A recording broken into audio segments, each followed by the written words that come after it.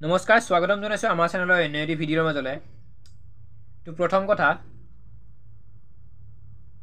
আজি দুদিনমান আগত মুখ্যমন্ত্ৰী মহোদয়ে ফেসবুক লাইভ আহি কিনে এটা আপডেট দিছিল যিটো গেট 3 গেট 4 এক্সাম আহি আছে এডিআৰই সেই এক্সামটো এপিএসসি আৰ্হিত অৰ্থাৎ প্ৰথমতে প্ৰিলিমছ তাৰ পিছত মেইনছ তাৰ পিছত ইন্টাৰভিউ তেনেকৈ অনুষ্ঠিত কৰাৰ কথা আছিল হঠাৎ আজি ৰাতিপুৱা তেওঁ আকৌ ফেসবুক লাইভত এটা ভিডিঅ' আপলোড কৰে আৰু সেই ভিডিঅ'টোত তেওঁ কৈছে যে যেটো এডিআৰই এক্সাম আহি আছে গেট 3 আৰু গেট 4 সেই এক্সামটো এপিএসসি আৰ্হিত অনুষ্ঠিত নহয় আগতে যেনেকৈ 2023 এডিআৰই গেট 3 আৰু গেট 4 এক্সাম অনুষ্ঠিত হৈছিল ঠিক তেনেদৰে এই এক্সামটো অনুষ্ঠিত কৰিব আৰু সেই বিষয়টো তেওঁলোকে আলোচনা কৰি আকৌ কম দিনৰ ভিতৰত 2 দিনৰ ভিতৰত আপডেট এটা দিম বুলি কৈছে সঠিক ৰিজাল্টটো যে এক্সাম এপিএসসি আৰ্হিত অনুষ্ঠিত হ'ব নে আগৰ নিচিনাকৈ অনুষ্ঠিত হ'ব তেওঁ এটা ইংগিত দিছে যে এক্সাম 2023 যেনেকৈ অনুষ্ঠিত হৈছে অবজেক্টিভ টাইপ ঠিক তেনেদৰে অনুষ্ঠিত হ'ব বুলি কৈছে আৰু কি কৈছে মুখ্যমন্ত্ৰী মহোদয়ে সেই ভিডিঅ'টো এতিয়া আপোনালোকক দেখাম কিন্তু যিসকলে ভাবি আছিল বা ভয় কৰি আছিল এপিএসসিৰ নিচিনাকৈ প্ৰথমতে প্ৰিলিমছ তাৰ পিছত মেইনছ তাৰ পিছত ইন্টাৰভিউ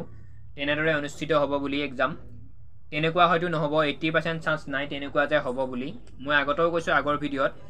যদি মেইনছ এক্সাম যদিও হয় সেই এক্সামটো অবজেক্টিভ টাইপ হ'ব তাত বহলভাৱে একো লিখিব নালাগে মই আগতেও কৈছিলোঁ আৰু সিএম ছাৰে আজি ৰাতিপুৱা কোনটো আপডেট দিছে বা ভিডিঅ'ত লাইভ আহি কিনে ফেসবুকত কি বক্তব্য কৰিছে এই ভিডিঅ'টো এতিয়া আপোনালোকে চাই লওক ফেসবুক লাইভত এটা কথা উল্লেখ কৰিছিল যে অসম চৰকাৰৰ তৃতীয় আৰু চতুৰ্থ শ্ৰেণীৰ যি পৰীক্ষা হ'ব তাত আমি লোকসেৱা আয়োগৰ আৰ্হিত প্ৰিলিমছ আৰু মেইনছ আমি অনুষ্ঠিত কৰিম দুই এজন ব্যক্তিয়ে মোক জনাইছে যে পৰীক্ষাত নতুন নিয়ম এই বছৰ কৰিব নালাগে কাৰণ আৰু যিহেতু দুমাহ আছে গতিকে আমি পুৰণা বা আগৰ বাৰৰ দৰে পৰীক্ষা পতাটো উচিত হ'ব আমাৰ চৰকাৰখনে